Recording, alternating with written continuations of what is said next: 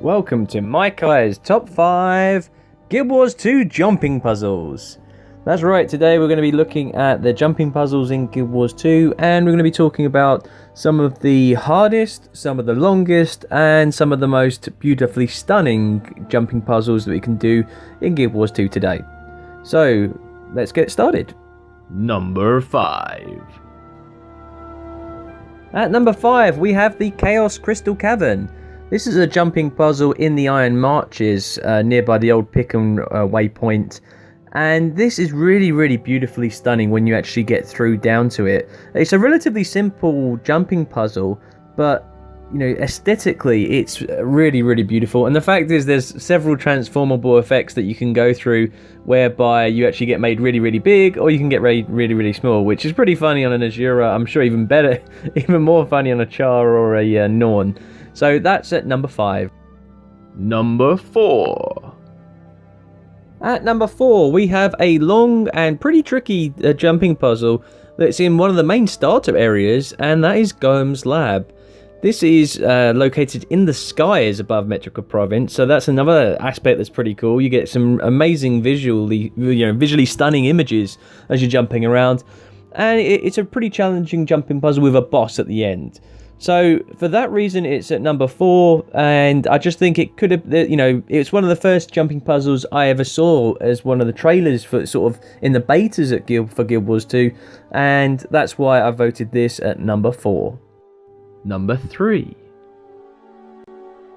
At number 3, we have the Mad Kings Clocktower. Apologies, I actually don't have any in-game footage for this. But one of the reasons why it's so high is the fact that you are against the clock. You do have to sort of run and keep ahead of things. You can't stop to smell the roses, so to say. But they did make it easier with the 2014 Halloween compared to the previous year. And so that's why it's not number 1 anymore. It is at number 3. Number 2. At number 2, we have probably the hardest jumping puzzle in the game. And that is the not-so-secret jumping puzzle in Enfields, where you actually go through the Aether Blade hideout. And this is really difficult because some of the jumps aren't maximum length, they're sort of less than that, there's very tight ledges, and it's a very tricky jumping puzzle. I'll admit I haven't done it. I got a Mesmer ported me to the waypoint, so I cheated a little bit.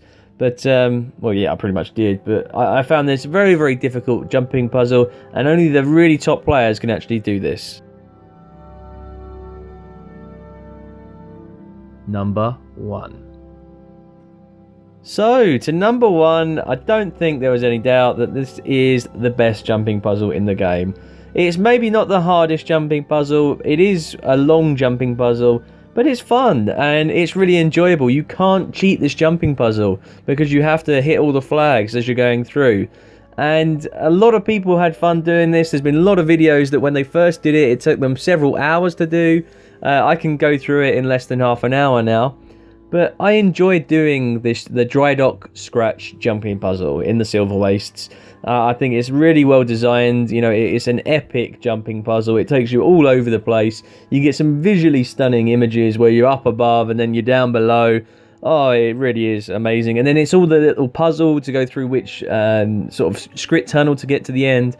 Oh, it is brilliant. And then you've got the peril of when you're almost there, you can fall off and then you might have to start all over again. Or if you pay the script some gold, you can start nearer. Dry Dock Scratch is how a jumping puzzle should be. So that's my top 5 jumping puzzles. I hope you've enjoyed this little video. Feel free to leave any comments. If there's any other jumping puzzles you feel worth merit in the top 5, please let me know. As always, this is my opinion. But thank you very much for watching, and I'll see you on the next video.